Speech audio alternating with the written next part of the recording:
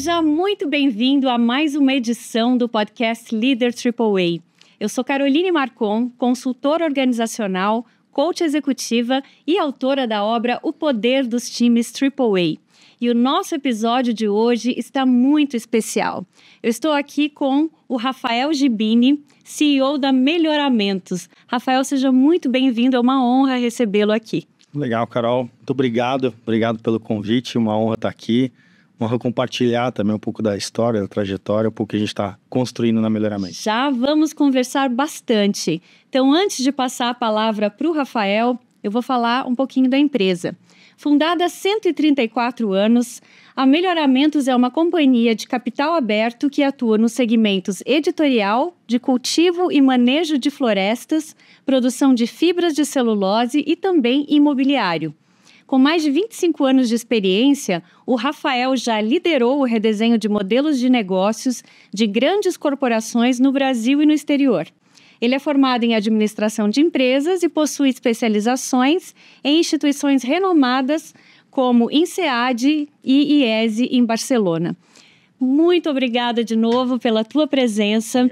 Antes de falar de negócios, de falar de vários temas interessantes de inovação, fala pra gente quem é o Rafael. Bom, o Rafael é uma pessoa aberta, próxima, amiga, pai da Amanda e do Pedro, casado com a Débora. Sou um cara de simples acesso, simples e fácil de dia a dia.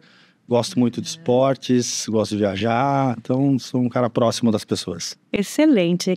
E a tua história, a tua trajetória de carreira, ela é muito interessante, Rafael. Eu quero explorar um pouquinho como é que foi esse processo, porque você começou numa empresa como office boy, numa gráfica, e hoje é CEO da Melhoramentos. Legal. Né? Uma pessoa jovem ainda, bastante jovem. Obrigado. Conta pra gente qual que foi esse aprendizado, como é que você construiu essa tua trajetória de liderança? Legal.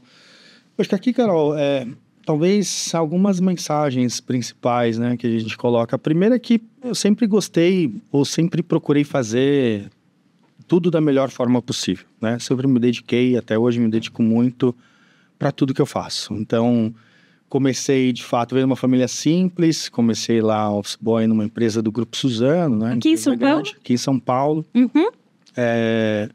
E ali, rapidamente, tive a oportunidade de ir para a área de controladoria, finanças, e tentei fazer o melhor ali. Na época, a gente tinha a questão de informática, né? Que hoje a tecnologia está enraizada em tudo, né? Mas a gente fazia curso de informática naquela época. E eu até... Meu tio tinha um negócio ligado à informática, que depois quebrou, e aí, a partir disso, eu comecei a gostar muito do tema. Me destaquei nessa área de controladoria e finanças justamente por essa facilidade, até ir para a área de tecnologia, então já fui desenvolvedor de sistemas, aí depois a carreira foi para negócios. Mas acho que essa é uma mensagem, né? Eu tentei sempre fazer tudo da melhor forma possível, sempre muito curioso para aprender, né? Sempre quis aprender muita coisa. E o segundo, fazer o que gosta, né? Acho que ao longo da jornada fui descobrindo o que eu gostava e aquilo que eu não gostava fui mudando também. Por isso que a carreira teve tantas idas e vindas, tantos caminhos tortuosos até chegar até aqui. E acho que um terceiro também, eu nunca coloquei uma obsessão de um cargo, de um perfil, eu fui fazendo, né? Eu fui construindo essa carreira, essa soma de experiências que, graças a Deus, me trouxe até aqui, feliz de estar aqui, mas essa soma de curiosidades que viraram conhecimento me ajudaram muito ao longo da jornada. E eu ia te perguntar exatamente isso, se esse desejo de ser CEO sempre esteve com você, foi uma meta cultivada ao longo dos anos ou foi meio que uma consequência? Acabou sendo uma consequência, assim. Eu nunca pensei, falava, quero ser um CEO, né? Eu pensava, eu quero fazer o melhor que eu podia. Tanto é que quando eu comecei a trabalhar lá, né, office boy, depois para controladoria, finanças, eu imaginava em algum momento, talvez ser um diretor de finanças, alguma coisa do gênero, mas também era tão distante para a realidade. 15, 16 anos era esse momento que eu estava nessa área, era muito ainda vago, né? Sei. Então a vida acabou levando para alguns caminhos, eu acabei fazendo algumas escolhas no meio delas, algumas experiências somadas aí que no final trouxeram até aqui, mas nunca foi uma obsessão muito clara, assim. E falando ainda da tua carreira, Rafael, qual foi o momento que você destaca como um momento de virada da tua carreira que mais contribuiu, talvez, por nós estarmos aqui juntos hoje? Não, legal. Acho que teve vários, assim. Se eu parar para pensar, quando eu fazia no começo, né? Eu comecei a fazer, inclusive, várias mudanças, né? Acho que talvez um ponto também é aprender a saber o momento que você tem que mudar. Eu trabalhava em controladoria, finanças, estava fazendo economia, né? E aí apareceu uma oportunidade para trabalhar em tecnologia dentro da Suzano, eu gostava, tal. E aí resolvi mudar. E aí abandonei a economia e fui fazer engenharia da computação. E aí comecei a trabalhar em tecnologia. E aí as coisas começaram a acontecer. Eu era webmaster da unidade naquele momento. E tinha uma turma que pensava negócio e eu era o cara que transformava aquilo numa sintaxe, num programa, né? E aí eu fui vendo que aquilo não era o que eu gostava. Esse também é um ponto, né? Fazer o que você gosta verdadeiramente, né? E eu pensei, talvez seja por causa da empresa, né? Vamos mudar o esquema, vamos para outro lugar. E aí eu acabei mudando de empresa, fui para Bosch, trabalhei um ano na Bosch, era uma parceria de Bosch e Siemens, que era Continental 2001, Fogão, BSH, chamava o grupo. E aí comecei a trabalhar em tecnologia lá. E aí um belo dia vi que a coisa era a mesma coisa, né? E aí eu percebi que o que aconteceu na prática, acabei um dia sendo chamado numa sala e fui mandado embora, fui desligado, né? E eu não sei quem já passou por essa experiência de ser desligado de uma empresa, é marcante, né? Eu tinha 20 para 21 anos e eu falei, talvez agora, e com a maturidade de 20, 21 anos, essa é talvez um ponto de virada de tomar a decisão de falar, não, eu vou fazer o que eu verdadeiramente gosto. Aí abandonei a faculdade de engenharia da computação, fui fazer administração, que foi onde eu me formei. Voltei para uma unidade da Suzano, uma área de negócios, que aí era estar do outro lado da mesa de quem pensava as funcionalidades, pensava realmente o negócio. E aí a carreira começou a deslanchar. E acho que um segundo momento de virada foi quando eu estava na Suzano, crescendo na Suzano, passei por várias áreas lá, e de ter contato com consultoria de estratégia, eu falei, o que esses caras fazem é muito legal. E aí eu resolvi mudar também, fui para o mundo de consultoria, o que não é o tradicional. O tradicional você normalmente entra na consultoria e depois vai para a indústria. Empresa, Eu fiz o caminho contrário. E no final deu super certo, foi ótimo, foram 12 anos de vivência como consultor em diversos setores da economia, diversos tipos de projetos e etc. É apaixonante esse mundo, super, né? Mas também a gente brinca que é ano de cachorro, né? É verdade. Um ano a cada sete. Cada sete. Mas isso me deu uma bagagem, obviamente uma experiência muito grande e networking também, de conhecer muita gente interessante. Eu gosto desse contato, desse convívio.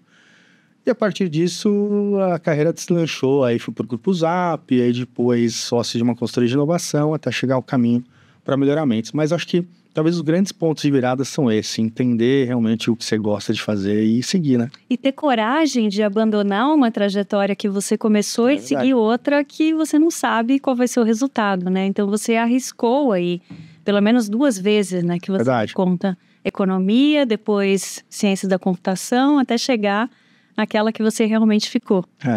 Eu vejo muita curiosidade também, no sentido de buscar, entender e ver o que você gosta, e coragem para fazer apostas. Acho que tinha uma crença muito grande que ia dar certo, né? Qualquer caminho que fosse, as coisas não dariam certo. Então, no final, tá indo bem. Excelente. Hoje você está, então, numa empresa familiar de 134 anos. E essa é uma outra curiosidade que eu tenho, Rafael, porque eu trabalho com muitas empresas familiares e eu sei da dificuldade que é a gente fazer essa sucessão do CEO, essa passagem para uma gestão de mercado. Como é que foi isso para você? Me conta um pouquinho qual foi a tua experiência numa empresa familiar. Legal, essa é uma experiência bem marcante, porque a Melhoramento é uma empresa bastante tradicional, super conceituada no mercado. 134 anos que você falou, imagina quantas histórias já vividas ali. E a gente estava, né? Eu não estava exatamente no momento dessa transição, eu cheguei um pouquinho depois, mas obviamente convivi ali depois e sabendo como foram os detalhes, mas na prática, uma empresa que mudou principalmente o seu modo de governança. A gente em 2019 estava numa migração de geração, né? Então saindo a 3ª geração, começando a entrar a 4ª, a gente está justamente nessa mescla. E ali tem uma discussão importante da família, de entender e de realmente querer ir para um caminho de profissionalização.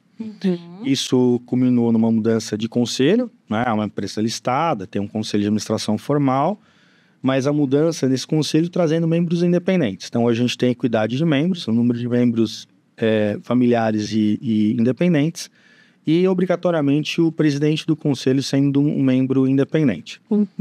Isso trouxe muita mudança, obviamente, nas decisões da companhia. Então, são decisões hoje mais técnicas, racionais, que obviamente carregam muito do legado da história, pela presença dos familiares ainda no conselho, mas zero presença na questão do management ou operação.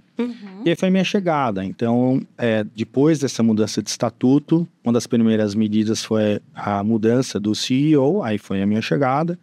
E aí, a partir da minha chegada, a gente também mudou todo o corpo diretivo, e aí vem mudando muito da companhia. Mas eu acho que o principal mote, né, colocando como mensagem aqui para os nossos ouvintes e quem acompanha, é realmente a busca da profissionalização e começa pela governança. Começa pela governança. Perfeito. E essa tua experiência de 12 anos de consultoria estratégica, desenhando modelos de negócio para tantas empresas, o que você traz dessa tua experiência para atuar numa empresa extremamente tradicional, que passa por um momento de mercado bastante desafiador, né? Como a gente estava falando aí antes. Então, o que você traz dessa bagagem de consultoria estratégica que você acha que te ajudou também a entender melhor o desafio? Não, super. Ajudou, obviamente, muito, porque 12 anos em diferentes contextos, projetos, desafios, você acaba vendo de tudo um pouco, muita coisa que dá certo, muita coisa que dá errado. É óbvio que tem um contexto que é único da companhia. E quando eu ingressei na companhia, foi 1º de abril de 2020. Então, lembra como estava o mundo em 1º de abril de 2020, tocando o quarto da Amanda lá. Foi uma experiência diferente, porque como consultor é uma coisa, você desenha uma estratégia, desenha um modelo. Agora, implementar é outra, né? Então, mas eu acho que essa base, obviamente, me ajudou muito. Eu confesso, no começo, trouxe ainda muita cabeça de um consultor, né? Falar, puxa, o que eu falaria para esse CEO que está aqui sentado na cadeira, né? E aí é a execução. Então, acho que aí, de fato, trazer gente que te complementa, montar um bom time. Mas, sem dúvida alguma, essa base de consultoria me ajudou muito. Ajuda até hoje, né?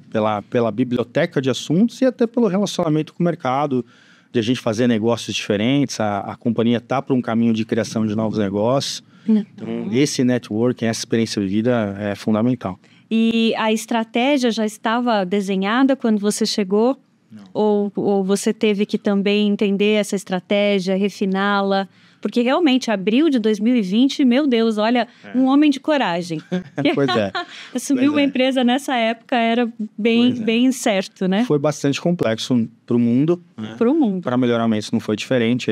Eu lembro até, abril de 2020, a gente tem uma fábrica, né? Um dos negócios é uma fábrica de polpa de celulose. E ela tem uma produção média mensal. Naquele mês, a gente fez, sei lá, 1/3 da produção média mensal. Falei, nossa, né? Nossa. Que bom, né? Comecei bem, né? Mas aí, acho que um bom projeto, né? Que vira a execução, também tem que ser simples e ser entendida. Tá? A gente criou um mote, né? A gente tem um tema interno que a gente trata, a gente chama lá de Projeto Everest, né? Que é um projeto, tem várias analogias que você pode fazer. Mas na linha de simplicidade, a gente criou 2 grandes capítulos, assim. Um que a gente chamou de Grow the Core, que era como levar os negócios atuais para o seu máximo potencial. Isso não estava desenhado e a gente acabou desenhando isso, então foi praticamente criado zero mesmo. E outro que a gente chama de Transform, que era, tá bom, e o que vai ser a nova Melhoramentos? Né? O que serão os novos negócios que a gente vai trazer para dentro do grupo? E aí, a partir disso, a gente começou. Né? O Grow the Core foi muito essa questão de, principalmente, pessoas, né? Onde tudo começa. Então, desde montagem de time, atuação, papéis e responsabilidades, etc., até processos propriamente dito, atividades, rotinas, estratégias comerciais, isso para cada um dos negócios, que a gente tem negócios realmente de baixa sinergia entre eles, mas negócios bem distantes, né, vamos dizer assim. E o Transform, a gente começou a entender, puxa, qual é o nosso valor? O que a gente tem verdadeiramente dentro de casa, né? Para te dar um exemplo, a gente tem um negócio que é ligado à cadeia florestal, né? A cadeia de polpa de embalagem, polpa de celulose, como a gente faz. E a gente começou a entender o mundo, o que acontecia, o que poderia acontecer do tema de biomateriais. Então a gente rodou Ásia, Europa, Estados Unidos, vários locais. A boa notícia é que tem muita coisa acontecendo no mundo de biomateriais, muitas inovações bem interessantes. A partir disso, a gente criou, de fato, um pipeline de coisas que a gente poderia implementar, projetos, iniciativas que poderiam fazer sentido. Como a minha vivência prévia de melhoramentos foi sócio de uma consultoria de inovação, acabou ajudando a trazer método, né? E acho que isso que também, o lado consultor ajuda, traz método, traz processo, e aí a cadência de execução faz acontecer. E a partir disso que estão saindo vários outros projetos, como o caso de embalagens que a gente está para lançar agora. Perfeito. Vocês falam muito de uma grande transformação cultural e digital dentro da Melhoramentos. Conta pra gente um pouco desse processo, né? Do lado editorial, do lado dos outros negócios. Quer dizer, isso está permeando tudo, embora esses negócios não sejam tão sinérgicos. Dentro desse olhar de transformação cultural e digital, você está conseguindo criar alguma sinergia? Sim, acho que vou começar pela cultura, né? E a cultura, de fato, eu entendo até o que eu entendo de cultura, né? O como a gente faz. E o como a gente faz, sem dúvida nenhuma, parte das lideranças. Então, o exemplo do CEO, não é nem o Rafael, né? O CEO, o seu papel, o como ele atua, o que ele faz, como ele fala, como ele age, dita muito o ritmo da empresa. Porque também, né? As pessoas querem estar bem com seus líderes, né? A partir do momento que o diretor entende como o CEO pensa e o gerente entende como o diretor pensa, isso vai criando uma cadeia, né? Que vai emanando realmente uma forma de fazer, o que é importante, que acaba virando a cultura. E é engraçado isso, Carol, porque em algum momento dessa jornada, né? Eu gosto muito de bordões, frases, assim. E aí, um dia eu fui para Camanducaia, onde a gente tem uma das nossas fábricas, e aí vi um pessoal do chão de fábrica falando uma frase que era muito frase minha, assim. Eu falei, não pode ser, né? E aí é legal, porque você vê a comunicação realmente fluindo. Então, acho Pode falar qual era a frase? Poxa, eu não vou lembrar, mas era uma frase besta, assim, super... As piadas internas que eu faço, assim. E passando na ponta, assim. Eu falo, puxa... Tá chegando lá. Tá chegando. Né? Então, é sinal que a cultura realmente está permeando. E acho que é muito isso. Não é, às vezes a gente tenta criar coisas mirabolantes, mas é o dia a dia, é na simplicidade. E acho que isso é a questão da virada cultural. E acho que na virada digital, né, para responder a outra parte da sua pergunta, acho que principalmente na editora, né, onde a gente sofre mais, o mercado sofre mais. Né? Acho que a grande discussão que a gente teve lá foi entender o que a gente vende. Porque em algum momento dessa vivência, eu trouxe isso para o time. Eu falei, pessoal, mas vamos lá. O que a gente vende? E a resposta meio óbvia ali foi, a gente vende livros. Melhoramentos tem o ramo editorial muito forte com livros de literatura. Livros didáticos também? Livros paradidáticos. A gente faz o didático. A gente tem literatura infantil e juvenil, alguns livros de entretenimento ou gastronomia. Mas a resposta, né, foi livros. Vendemos livros. E aí, a reflexão que chegamos juntos ali foi, puxa, será que é de fato livro? Não é? A gente, na prática, a gente não vende livro, a gente vende conteúdo, a gente vende histórias, a gente vende formas de alguém pensar. Né?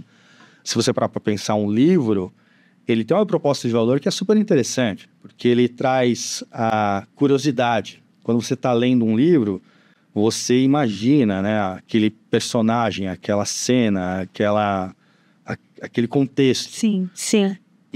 Aquela história, né? E aí o ponto é, se eu vendo histórias, qual é a forma que o consumidor compra essas histórias?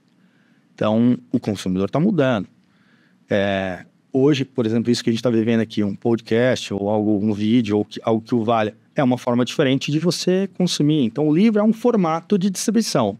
É um formato importante que continua, a gente prevalece e a gente entende o valor que o livro tem, mas tem outros formatos que podem ser distribuídos essa mesma história. Um podcast, um audiolivro, um vídeo, um quadrinho.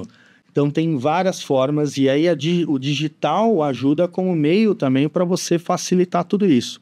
Um dos trabalhos que a gente está fazendo lá na hora de transformação puxa, Se a criança, hoje em dia, ela gosta de jogos, por que a gente então não carrega essa literatura, que tem um cunho pedagógico por trás, dentro de um jogo?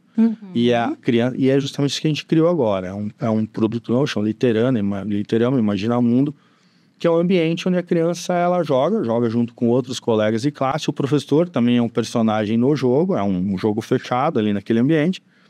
E por trás tem as histórias. Então a criança tem que ler as histórias para se dar bem no jogo.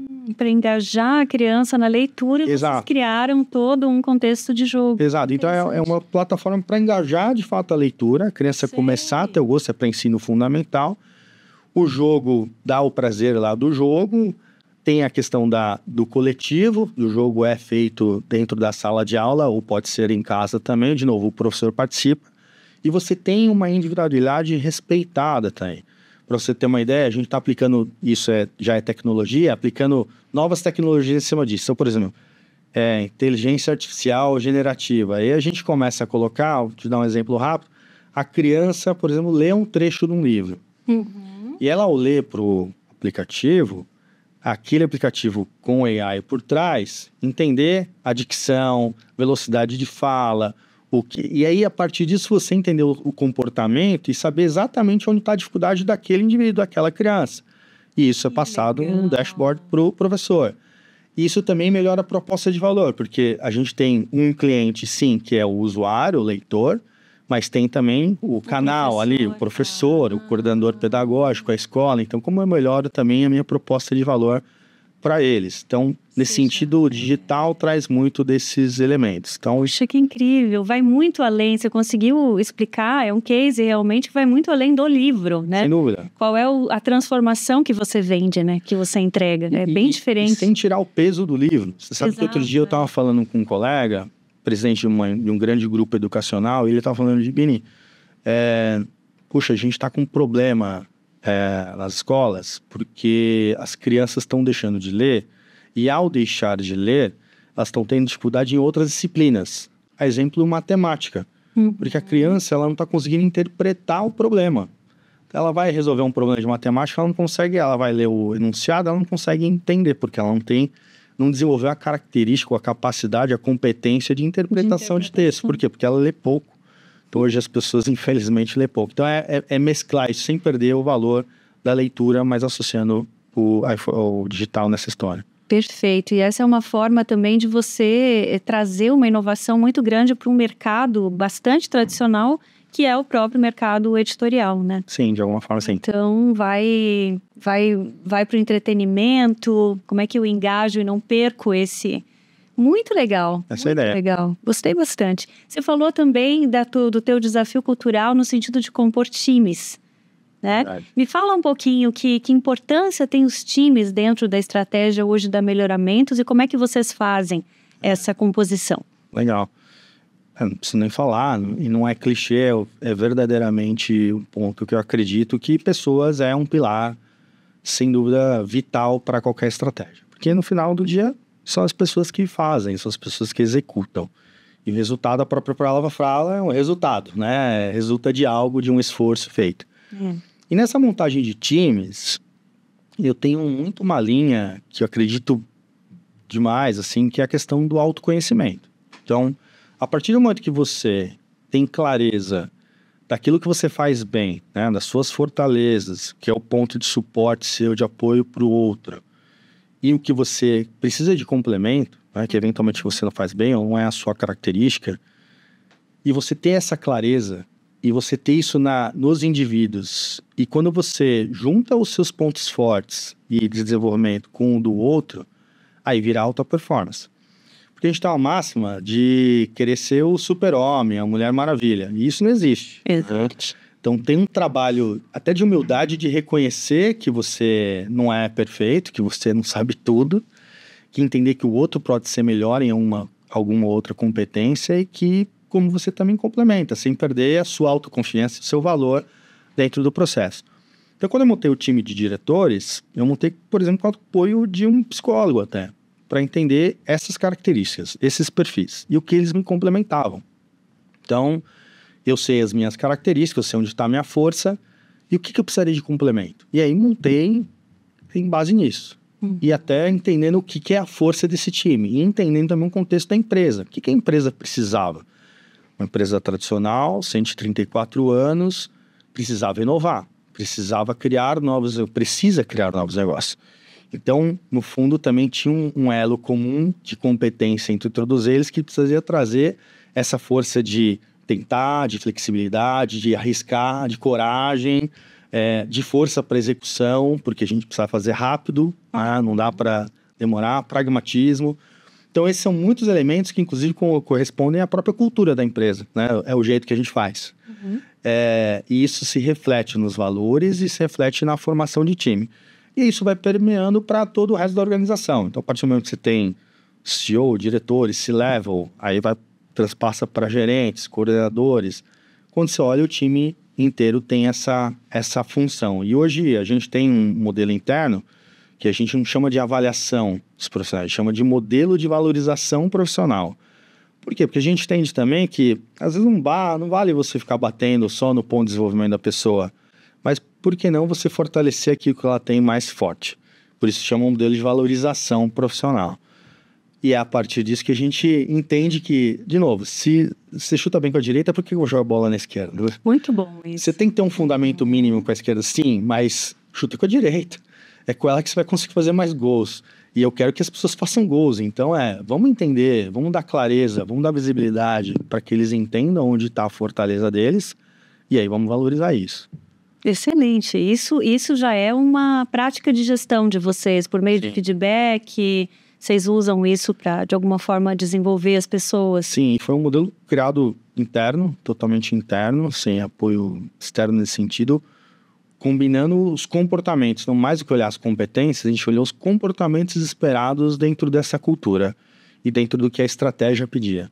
E a partir disso que a gente tem esse modelo definido e aplicado. A gente está vivenciando esse ciclo agora.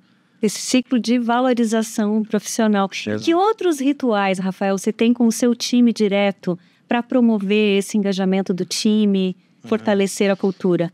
A gente tem vários em todas as pontas. Por exemplo, quando eu entrei na companhia, pandemia, a gente estava cada um nas suas casas no começo, principalmente no ano 1.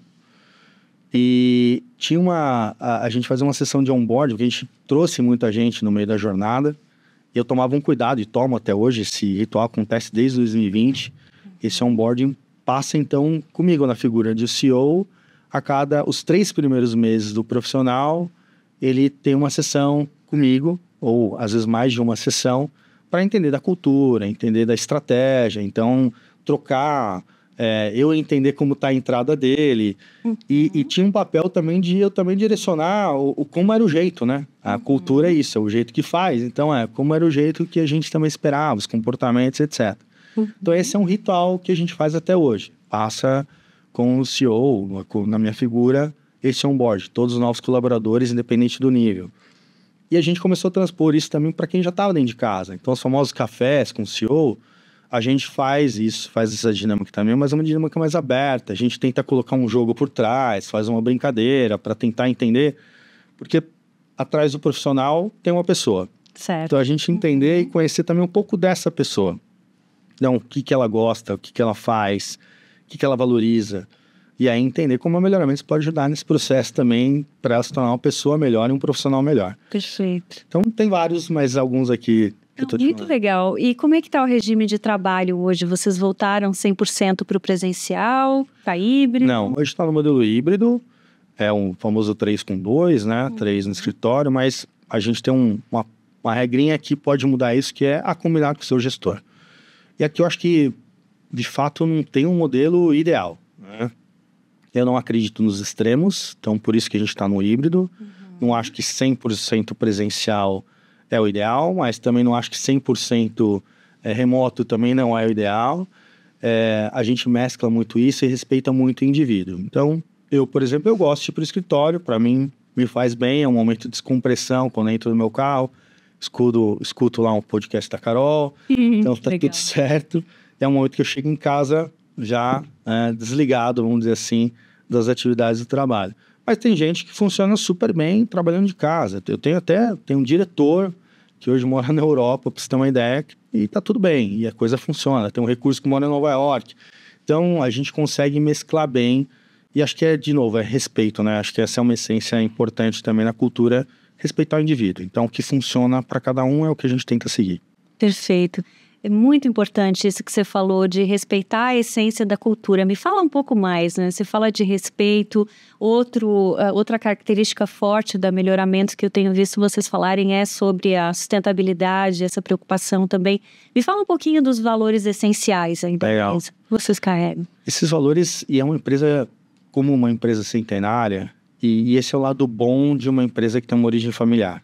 Porque é uma visão de longo prazo, é uma visão de perenidade, é uma visão realmente... E a sustentabilidade tem tudo a ver com isso, né?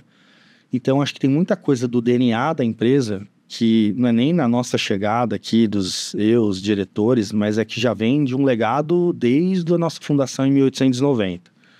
Esse cuidado com a floresta, esse cuidado com a natureza... É um negócio que você vê muito latente nos acionistas. Eu saio para campo com alguns deles e você percebe, você sente isso, exala, realmente é algo tão natural. E quando a gente criou ou rebatizou, né, o processo de propósito da companhia, em 2020, na minha chegada, uma das primeiras medidas foi: vamos repensar o propósito, na linha de direcionar, fazer um novo plano estratégico, começa pelo propósito. E a gente tem negócios que eles não têm muita sinergia operacional. Se eu olho uma editora, uma operação florestal, uma fábrica de fibra de celulose, que eu não faço papel com ela, eu ajudo para algumas características de papel cartão. E o imobiliário, o que tem a ver uma coisa com a outra? Não tem muito a ver do ponto de vista de sinergia operacional.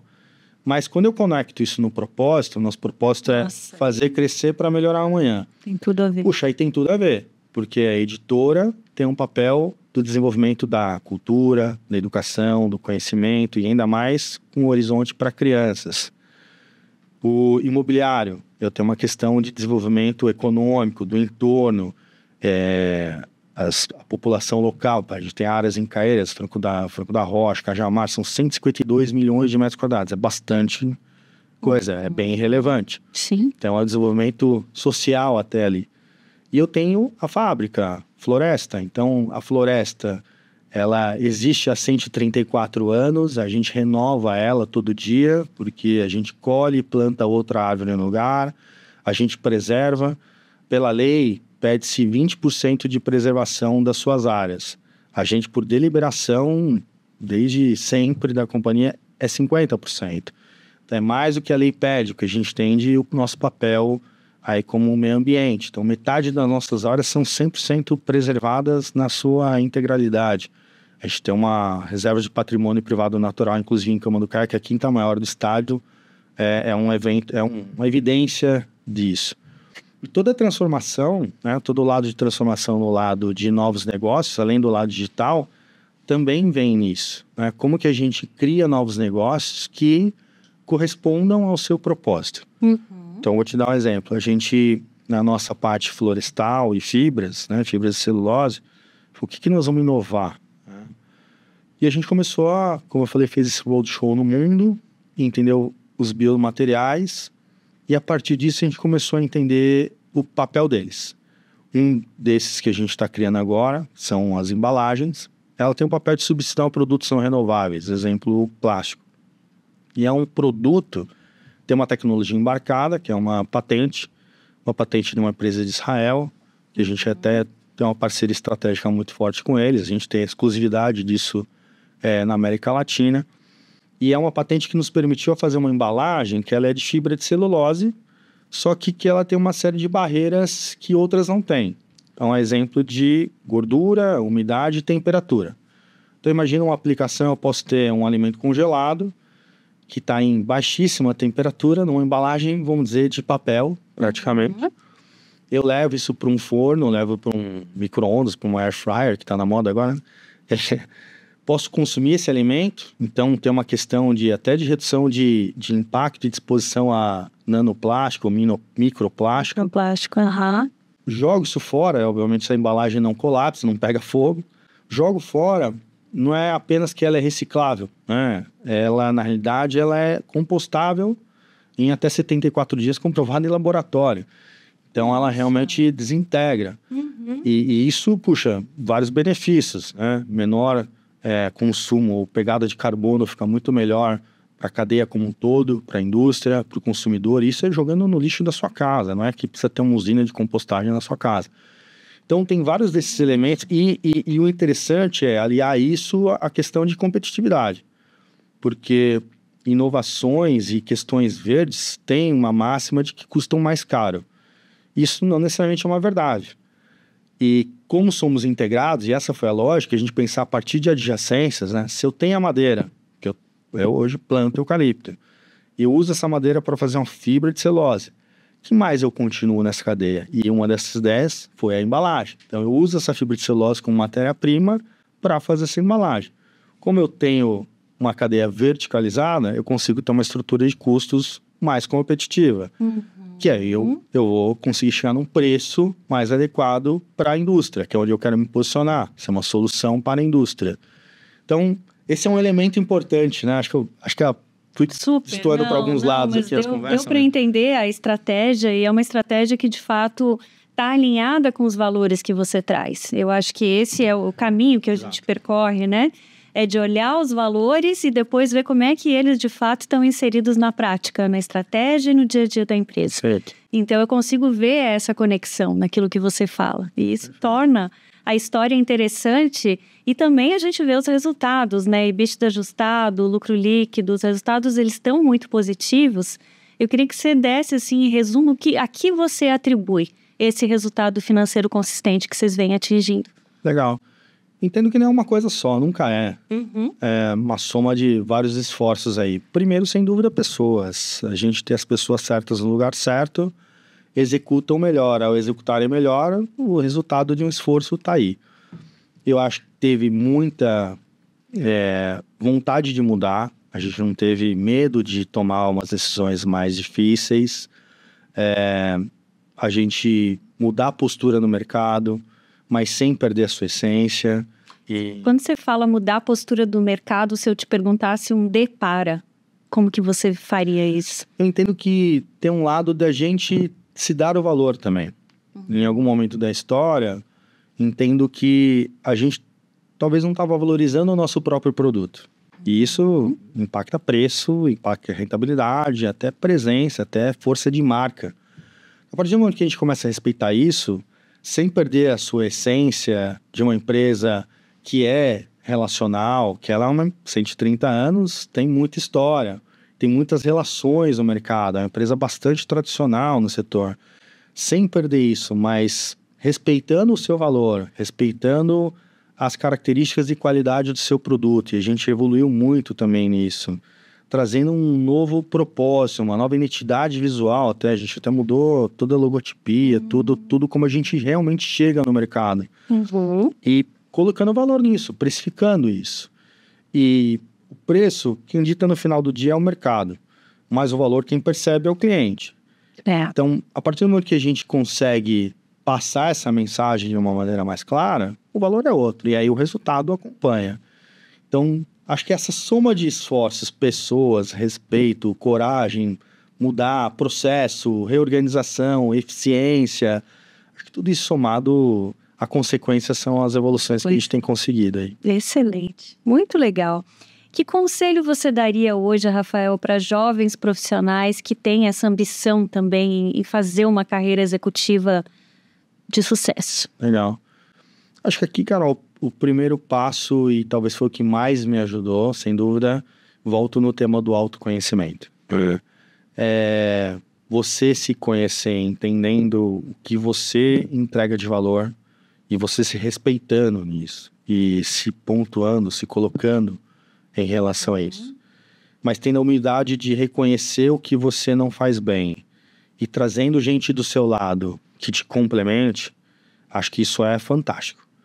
E para os jovens, né, entender e valorizar isso, porque a gente tem essa máxima, né, de novo, né, acha que é o super-homem, acha que é a Mulher Maravilha, e não somos, né? Talvez aceitar isso, né, e rápido, né, acho que ter esse autoconhecimento, quanto antes, melhor vai ser para você. E jogar na sua perna forte. Então, joga na perna que você chuta melhor. Perfeito.